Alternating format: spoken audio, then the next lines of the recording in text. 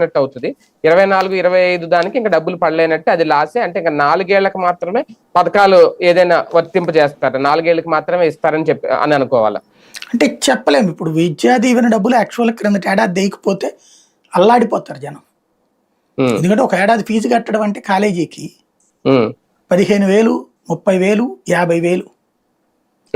ఇప్పుడు స్కూల్కి కాలేజీలకు ఫీజులు ఈ బాధ పడ్డోడికి తెలుసుద్ది, ధనికుడికి తెలియదు.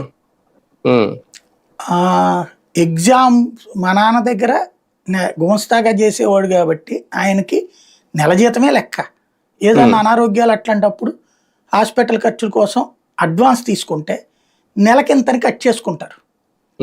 ఏడాది ఎండింగ్ అకౌంట్ క్లోజ్ చేయాలి కాబట్టి మొత్తం ఆ నెల దాంట్లో కట్టేసుకుంటారు.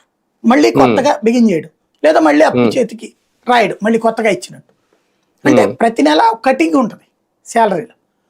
ఇలాంటి సందర్భంలో ఆయన అడగాలంటే భయం. 6 నోట్బుక్లు నాకు ప్రతి ఏడాది కూడా 6 నోట్బుక్లు. మామూలుగా ఒక స్టూడెంట్కి 18-20 అవుతాయి. అంటే ఒక్కొక్క సబ్జెక్ట్కి 3-4 నోట్బుక్లు అవుతాయి సహజంగా. మా క్లాసులో అందరికీ అట్ట అయ్యాయి. నేను ఒక్క నోట్బుక్ తప్ప రెండోది అడగాలంటే ఆయన బాధ నా కళ్ళెదురుగుండా కనబడుతుండే. అడగలేక